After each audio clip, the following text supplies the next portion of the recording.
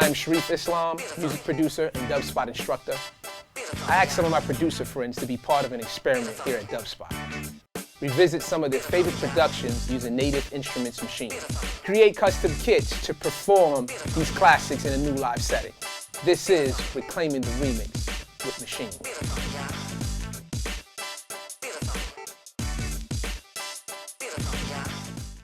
Today's guest, we got my man Rsonist from the Heatmakerz. What's up? How you doing, man? I'm good, bro. Give people some of what where you came from. People would know me from Dipset Anthem, which, you know, I think we're gonna try to remix today. A lot of the Dipset records. 11 tracks in Diplomatic Community 1, 12 tracks on Juelz Santana's first album, Lil Wayne, The Carter 2, Kanye, Pusha T, you know, Right. Dipset mainly. It's crazy. What's your process when you're making your tracks? I find a sample I like. Gotcha. And when I find a sample I like, I'll find the pieces in that sample I like and I'll chop it up. 9 out of 10 times, there's no more than 3 or 4 pieces, and I try to manipulate those 3 or 4 pieces to make it into a new melody.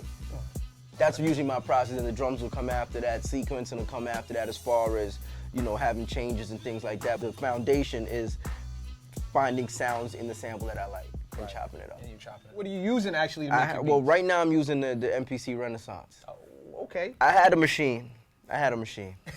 Okay. Let's All just right. we can Cool, leave it at cool. that. I had I mean, a machine. what made you say you had a machine? I'm an MPC user first and foremost. Okay. I'm from the very first MPC to the very last MPC. So for me, it was kind of like, I'm just a stubborn dude when it comes to change. Gotcha. You know what I mean? Like, especially when it's a creative process. Like, I've used the MPC so long that when I got the machine, it was almost like a culture shock to me. Like, what's this? Right. Even though, you know, it looks the same, pads, knobs, but for me, it was just, when I want to make a beat, I don't have time to learn new stuff that I don't already know. And that might sound ignorant to you because I think people should learn new things, but it was never broke for me, so I never tried to fix it. Gotcha. I'm from the same era, man. MPC 60 Right. all the way up. We're working with Maschine today. You got a little frustrated with it, or? Yeah, because I had a lot of great ideas when I first got the machine, and I couldn't turn the ideas into a creation, and that was bothering me because I didn't know it that well. What I did want to know, how do you get one pad to cut off another pad in the machine? Okay.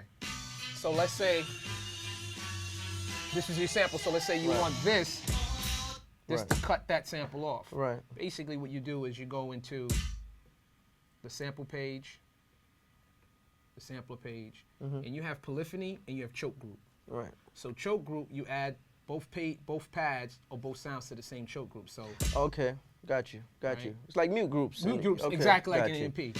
So you take that, add that to choke 1. So now,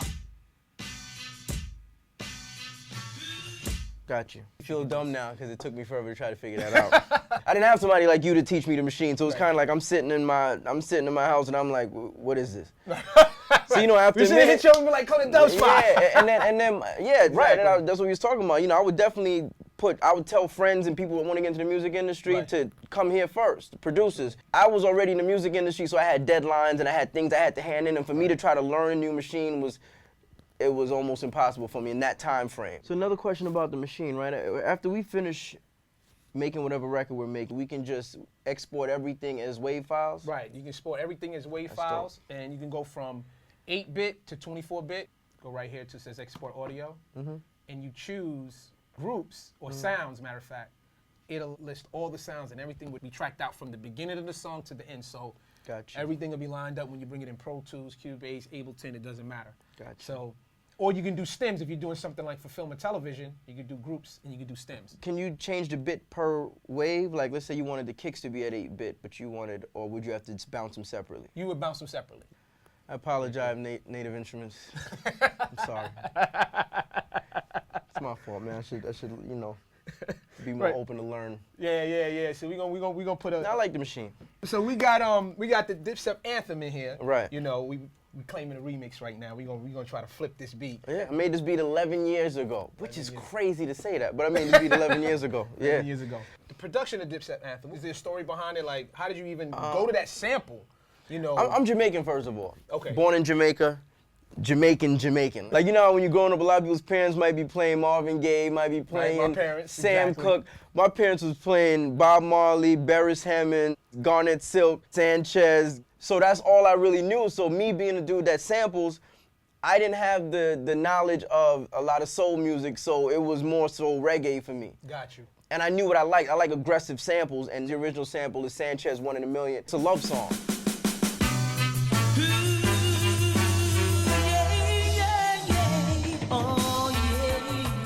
The first 4 bars. Yeah, that 4 bars is monstrous. Crazy, yeah. So I try to figure out a way to manipulate those 4 bars into a record.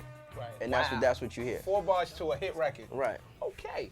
This is what comes in when the record comes in. Right? Mm-hmm. And this is right after that, but it's just chopped into 2 separate pieces. Okay. So I had to figure out how to manipulate those 2 bars and make that into a record that sound exciting and non-repetitive. Okay.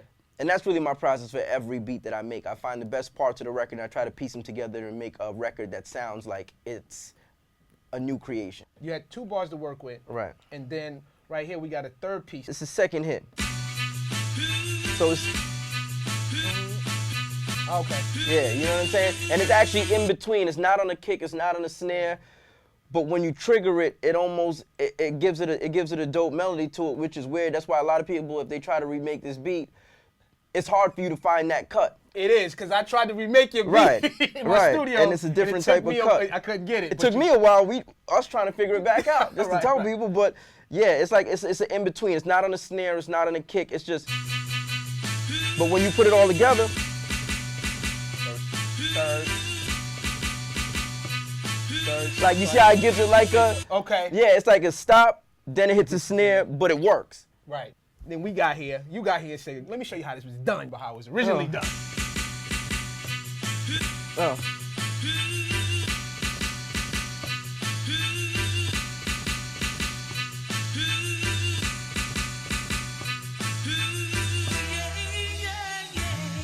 Yeah, so that would be the 4-bar loop. Okay, definitely. And don't ask me how it works, it's just, that's what happened when I made the beat and it all came together. That's why I think sometimes when you're making music, it's just organic. You can't really, sometimes mistakes are your best things. Absolutely, absolutely. So, and I say that in the class, in the course that we teach here at Maschine, we say a lot of the big hit records, mistakes. Effects and stuff were mistakes. Yeah. You know, the RZA was known for that. Yeah. You know, when I first heard 36 Chambers and RZA's production, I was like, yo, this dude doesn't quantize. What is wrong with this guy? But then I started to hear his genius in his music, and I'm like, he had the perfect imperfection. Yeah. To me, that's what you can't recreate by having certain programs do things for you. When you did the beat, what did Dipset say? What did Cameron? The crazy part is when I did the beat, I was gonna throw it out. I didn't know if it was hot. So my cousin walks into my studio and he was like, yo, that beat is hot. And I'm like, you like it? Because that was my 5th beat of the day. Because I used to, you know, my regimen was just work, put it aside, listen to it later. Work. Right, so that was my 5th beat. About to get rid of it, my cousin walks in and says, that's hot. And that's how I ended up keeping that. Wow. Yeah.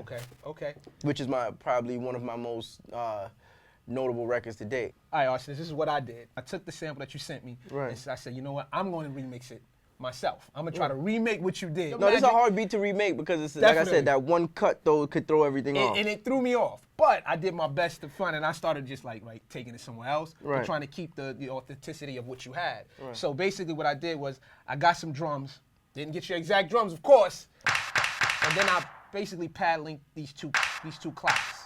Okay. So I have one triggering another. Basically how you stack in the MPC. So I stacked these 2. That's one with metaverb. Gotcha. Right?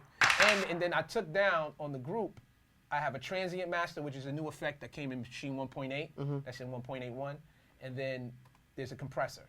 So the transient gave it more of a limited sound to make it pop, and then the compressor here to tighten it up. And then the EQ took it down some, try to filter it out to give it a dirtier sound. Because it's really clean, and the dirtier sound, that's what you do. You take some filtering, add the transient master, and compressor to make it a little tight. And then these 2 snares and try to make them as dirty as possible, because they was really clean. Right? And then now this kick is not compressed like the kick that's in this song. But I said, let me get something and maybe give it a little twist to it. And then I had this hi-hat, and I kind of try to get this a little sample rate going on, bringing it down some. Then I took your the main sample, which you had, right? I got from that, right? So I was like, okay, I'm gonna set it off with that, because that sounds like the record, but then it's it got kind of crazy.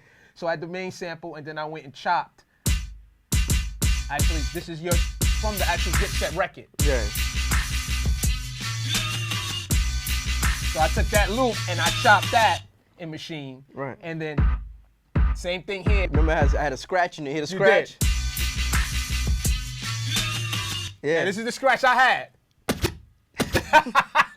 Sound real weird. You know, with Maschine, you can dirty stuff. What I got here, and which I dirtied up, and basically I put a filter on top of it within Maschine effects. So when I played it, That's dope. so you know, I added some filter effects. So it comes with built-in effects? Built-in effects, from filters to LFOs to EQs, delays, all kind of stuff. And then finally I had, so I just chopped the whole. Yeah, you were working. Yeah, I was working. You were man. working. Yeah, I was working. I had 3 cuts, you had 16 cuts. That's dope. Right? So then basically what it basically came out to, it turned out to this. Watch this, y'all. There it is. There it is. And then I added this to the end as the remix.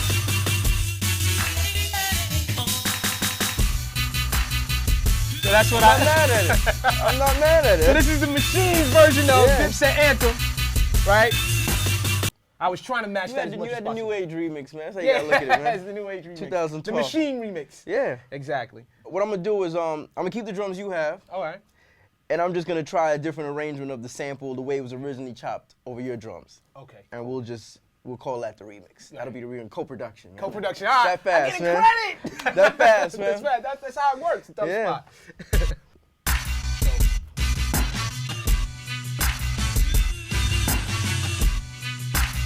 They go to drop.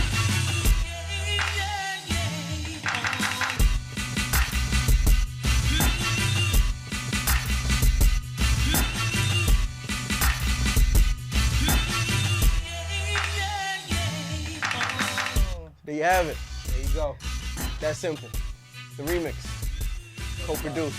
Co-produced. Shareef, Dubspot. Rsonist. Pleasure, man. Heatmakerz. Pleasure. Thank you.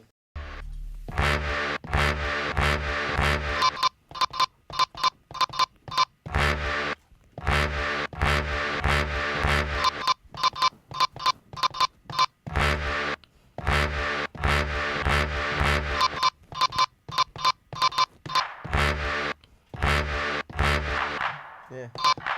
There's some good sound in it. But We'll this come out guy's of here. Welcome to Dubspot. We believe in providing you hands-on experience right away.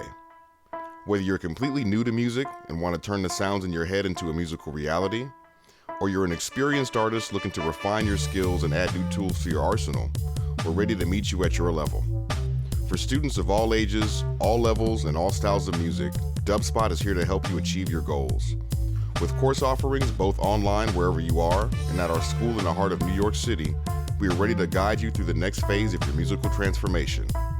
Whether you want to produce music, DJ, or do both, you've come to the right place. Come explore Dubspot for yourself, become a part of our community, and make music.